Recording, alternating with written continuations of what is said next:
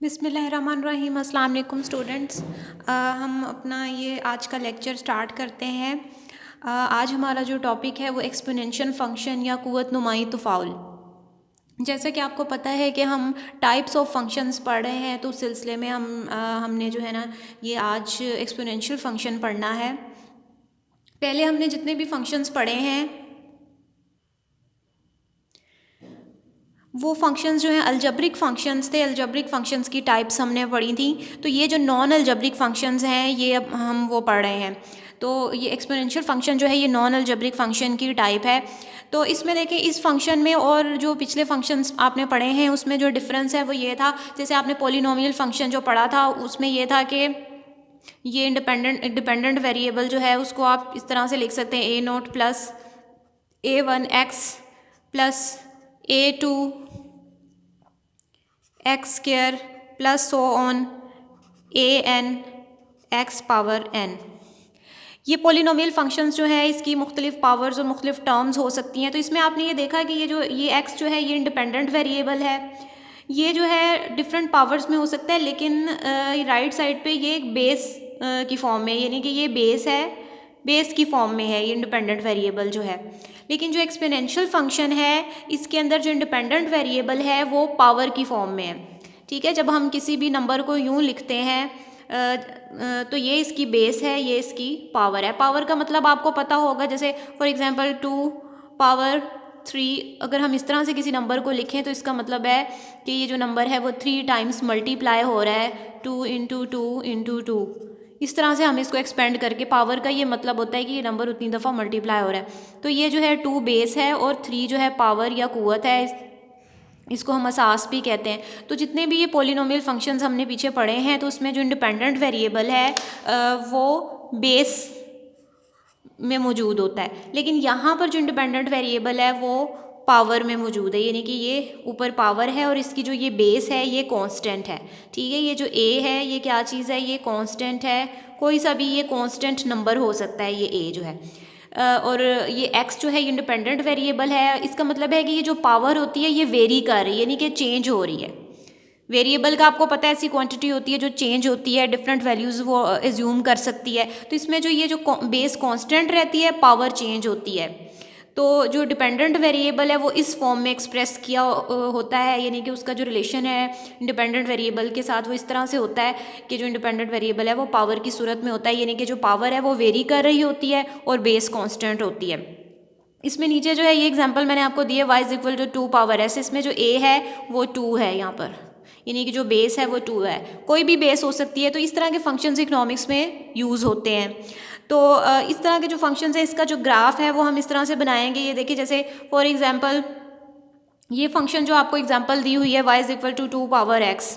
तो इसमें हम जो x है ये इंडिपेंडेंट वेरिएबल है, इनपुट है, इसकी डिफरेंट वैल्यूज़ हमने एज्यूम करनी है। ख़ुद ये हमने इनपुट डिसाइड करनी होती है, ये आपको पता है। तो इसकी वैल्यूज़ हम -3 -2 -1 0 1 2 3 ये डिफरेंट वैल्यूज़ हम इसकी ले लेते हैं। फॉर एग्जांपल जब हम x की वैल्यू -3 हम इसमें पुट करते हैं तो जो इस फंक्शन के अंदर 2 पावर -3 आ जाता है। तो 2 पावर -3 जो है 1/2 पावर 3 यानी कि 1/2 क्यूब के बराबर होगा, क्योंकि जो ये पावर है जब ये नीचे जाती है, न्यूमरेटर से डिनोमिनेटर में जाती है या डिनोमिनेटर से न्यूमरेटर में आती है, तो इसका जो साइन है वो चेंज हो जाता है। ऊपर -3 है तो नीचे जाके 3 हो जाएगा, इसकी पावर जो है वो अपना साइन चेंज कर लेती है। इसी तरह नीचे अगर माइनस है तो ऊपर जाके वो प्लस में हो जाएगा। तो ये इस तरह से हो जाएगा। और इसको जब हम एक्सपेंड करते हैं तो ये 2 पावर जो 3 है वो 8 के इक्वल आ जाती है, यानी कि 2 इंटू 2 4 4 2 ज़ार 8। तो ये इस तरह से आ जाएगा। तो ये 1/8 के इक्वल जो है ना y की वैल्यू है। इसी तरह से x की वैल्यू को x इक्वल टू -2 पुट करें तो ये आ जाएगा हमारे पास y equal to 1 y equal to 2 power -2 1/2 square equal to 1/4। तो इसका आंसर 1/4 आ जाएगा। इसी तरह से -1 वैल्यू पुट करेंगे x की तो y की वैल्यू 1/2 आ जाएगी।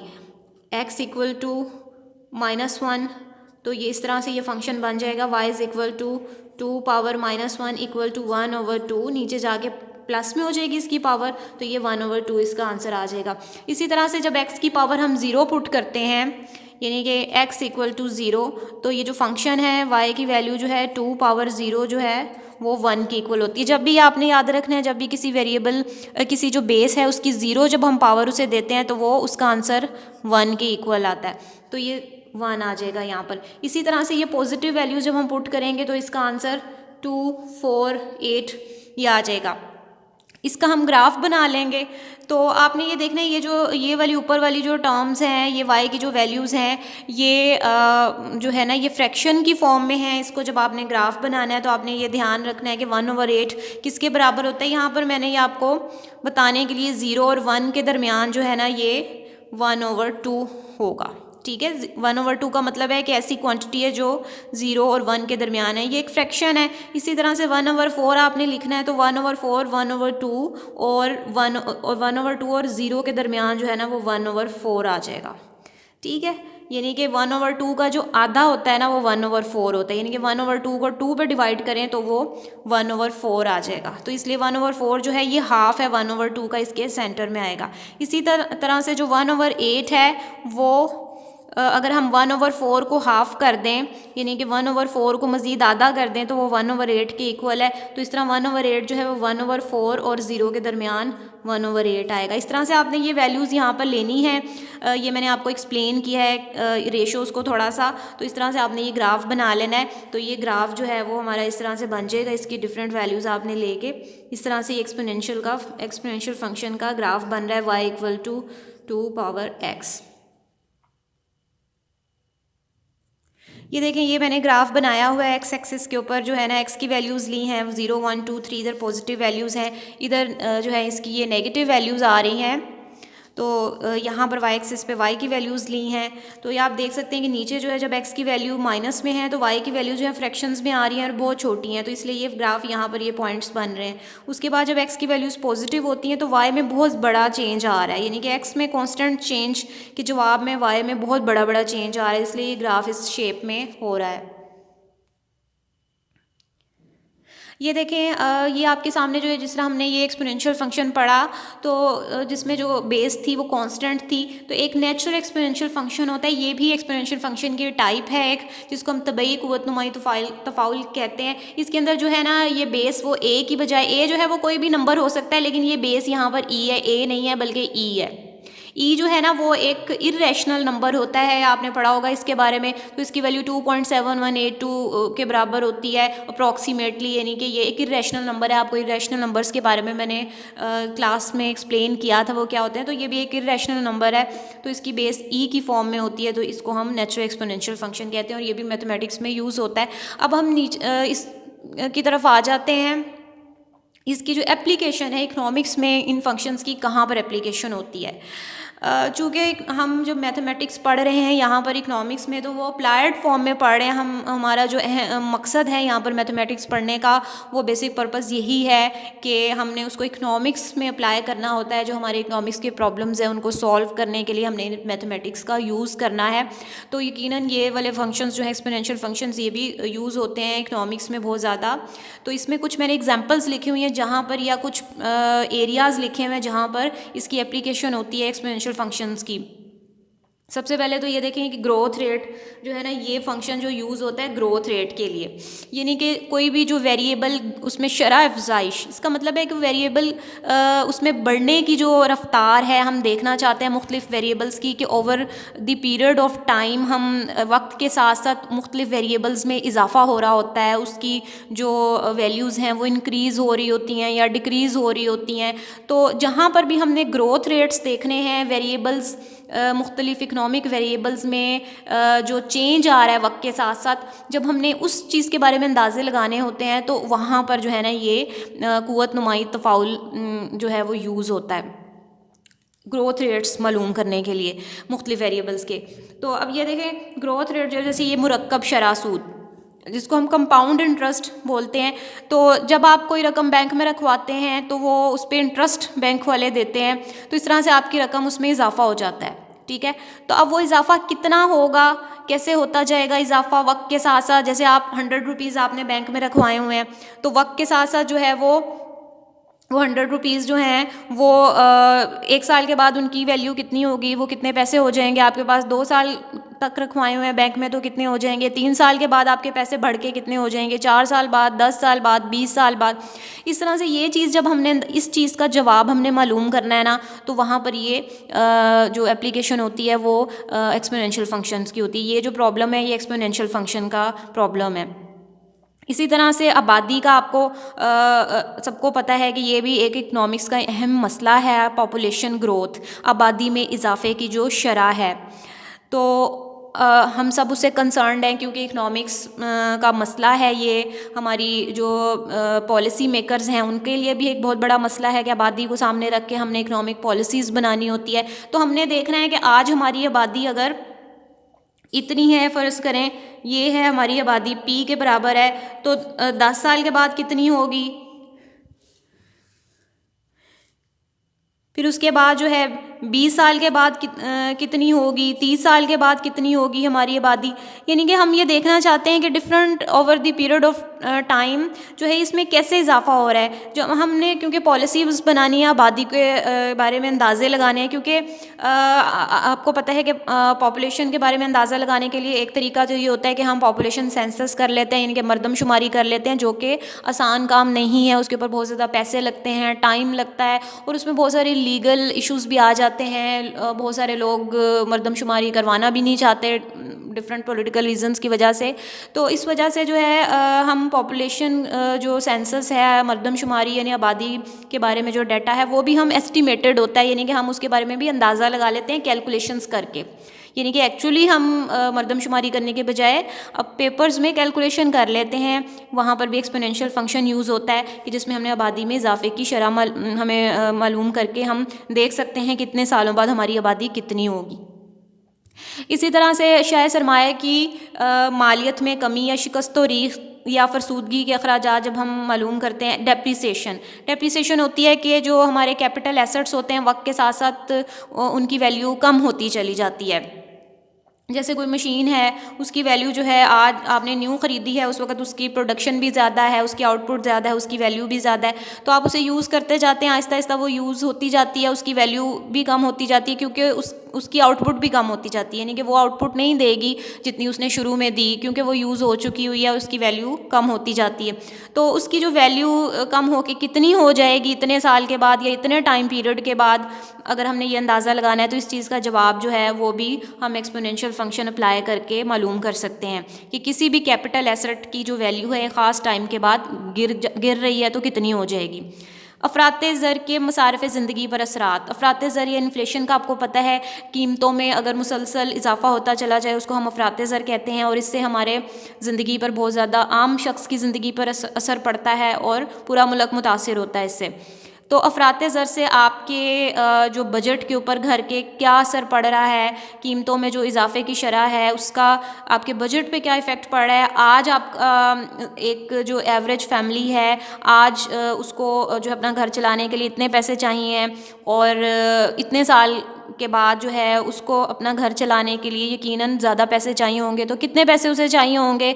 तो इस चीज़ का जवाब भी हम ये एक्सपोनेंशियल फंक्शन के जो फार्मूला है वो अप्लाई करके मालूम कर सकते हैं कि फ्यूचर में आपको घर के अखराजात चलाने के लिए कितने पैसे चाहिए होंगे।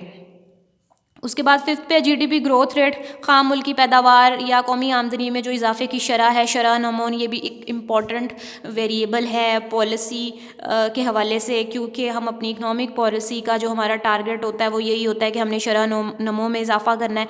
तो इसकी भी जो है जब भी हम कौमी आमदनी के बारे में अंदाज़े लगाते हैं तो भी हम वहाँ पर ये एक्सपोनेंशियल फंक्शन अप्लाई करते हैं। तो ये कुछ इसकी एप्लीकेशंस थी। ये देखें यहाँ पर एक मैंने जो है क्वेश्चन लिखा हुआ है एक्सपोनेंशियल फंक्शन के हवाले से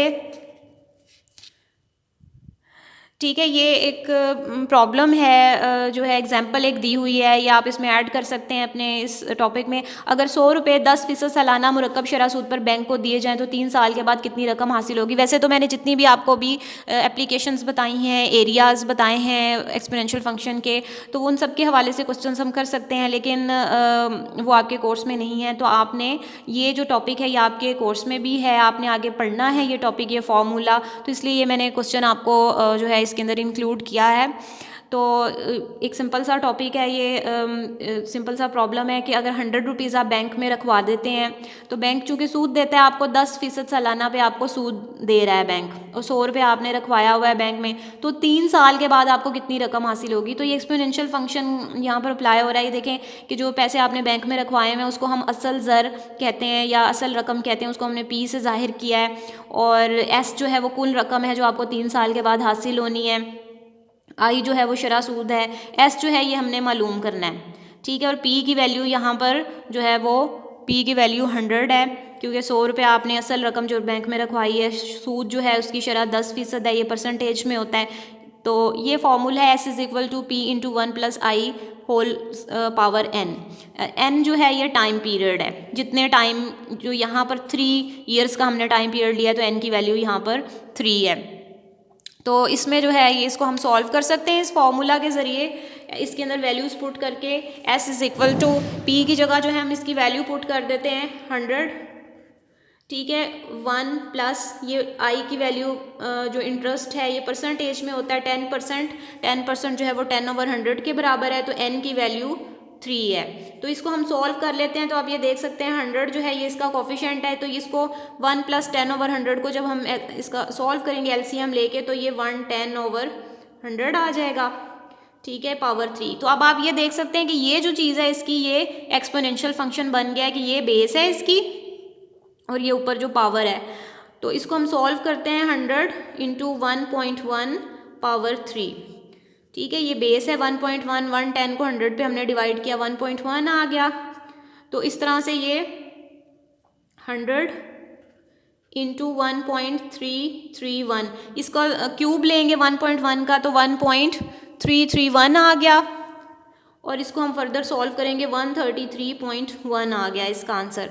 तो इसका मतलब है कि 3 ईयर्स के बाद आपको बैंक से 133 रुपीज़ मिलेंगे अगर 10% सूद के ऊपर आप रखेंगे। इसी तरह से अगर हम 4 ईयर्स के बाद मालूम करना चाहते हैं हमें कितने पैसे मिलेंगे, तो हम n की जो वैल्यू है वो 4 हम पुट कर देंगे। इसी तरह से जो भी जितने साल के बाद, अगर हम चाहते हैं कि 10 साल के बाद हम देखना चाहते हैं कि हमारी रकम कितनी होगी, हमें अगर 100 रुपया 10 साल के बाद हम बैंक से लें, तो उसका आंसर अगर हम मालूम करना चाहते हैं तो n की वैल्यू 10 हम रख देंगे। तो इस तरह एक्सपोनेंशियल फंक्शंस जो हैं वो हमारी प्रैक्टिकल लाइफ में बहुत सारे प्रॉब्लम्स हमें सॉल्व करने में हमें हेल्प आउट करते हैं।